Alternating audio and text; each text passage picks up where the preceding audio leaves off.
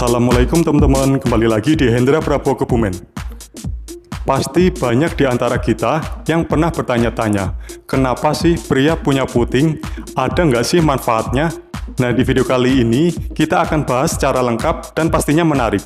Jadi pastikan teman-teman nonton sampai habis karena ada beberapa fakta yang mungkin kalian belum tahu. Penasaran kan? Nah, bagi teman-teman yang penasaran, tonton video ini sampai selesai ya. Dan bagi teman-teman yang belum subscribe, sempatkan untuk menekan tombol subscribe dan loncengnya. Yuk langsung saja kita lihat videonya. Oke, pertama-tama kita bahas dari asal-usulnya dulu ya. Jadi, waktu kita masih janin, di dalam kandungan, semua janin pada awalnya berkembang dengan pola yang sama, tanpa memandang jenis kelamin.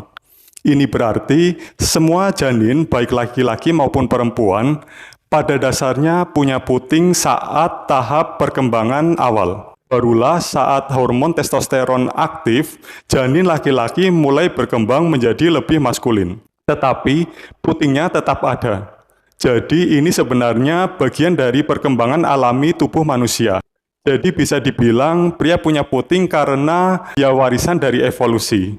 Tapi bukan berarti puting pria nggak punya fungsi sama sekali loh. Bicara tentang fungsi puting pada pria, salah satu yang paling jelas adalah sensitivitasnya. Puting pria sama seperti wanita, punya bentuk ujung saraf yang membuatnya sensitif terhadap sentuhan. Ini artinya puting pria juga bisa berperan dalam hal kenikmatan atau gairah seksual. Mungkin nggak semua pria menyadari ini, tapi banyak dari mereka yang merasa kalau stimulasi di area ini bisa menambah sensasi atau bahkan meningkatkan mood saat berhubungan. Sensitivitas ini bukan cuma soal kenikmatan loh, tapi juga bisa menjadi petunjuk tentang kesehatan tubuh. Kalau kalian merasa ada perubahan, misalnya rasa sakit yang nggak biasa atau benjolan di area puting, itu bisa jadi tanda awal masalah kesehatan yang lebih serius. Nah, ngomong-ngomong soal kesehatan, mungkin banyak yang nggak tahu kalau pria juga bisa terkena kanker payudara. Meski kasusnya jarang, tapi ini tetap sesuatu yang perlu diperhatikan.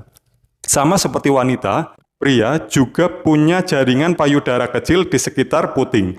Jika ada perubahan seperti benjolan, perubahan warna kulit, atau puting yang tertarik ke dalam, itu bisa jadi gejala awal kanker payudara. Jadi jangan anggap remeh ya. Meskipun kecil, kemungkinannya tetap penting untuk memeriksa kesehatan area ini secara berkala. Ini mungkin akan mengejutkan teman-teman. Ternyata, pria juga bisa mengalami kondisi yang disebut galaktoria, yaitu produksi ASI. Meskipun ini sangat jarang terjadi, biasanya galaktoria pada pria disebabkan oleh ketidakseimbangan hormon tertentu, seperti prolaktin. Jadi meskipun nggak sering terjadi, ini menunjukkan bahwa secara biologis pria punya potensi untuk memproduksi ASI dalam jumlah kecil. Nggak nyangka kan, ternyata puting pria nggak hanya sekedar hiasan. Selain itu, ada beberapa fakta menarik lainnya soal puting pria. Misalnya, sebagian kecil pria terlahir dengan kondisi yang disebut supernumerary nipples atau puting tambahan. Jadi, mereka punya lebih dari 2 puting. Biasanya letaknya di bawah puting utama. Dan kadang-kadang keliru dianggap sebagai tanda lahir. Terus ada juga pria yang bisa mengalami ereksi puting saat kedinginan atau saat terkena rangsangan. Kalian pernah mengalami yang kayak gitu nggak? Kalau iya, itu sebenarnya hal yang sangat normal karena puting pria juga bereaksi terhadap perubahan suhu atau rangsangan fisik. Jadi teman-teman meskipun sering dianggap nggak punya fungsi yang jelas, ternyata puting pada pria menyimpan banyak fakta menarik kan? Mulai dari sensitivitas saraf, tanda-tanda kesehatan, sampai fakta bahwa pria juga bisa mengalami produksi ASI dalam kondisi tertentu. Semuanya membuktikan kalau bagian tubuh ini tetap punya peran yang nggak boleh dianggap remeh. Nah, setelah nonton video ini, apa kalian punya pertanyaan atau fakta menarik lain tentang puting pria? Tulis di kolom komentar ya. Aku pengen tahu pendapat kalian.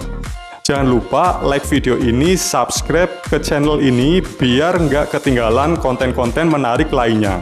Dan share ke teman-teman kalian supaya mereka juga tahu info seru ini. Semoga teman-teman sehat selalu, always be happy, sampai jumpa dan have a nice day.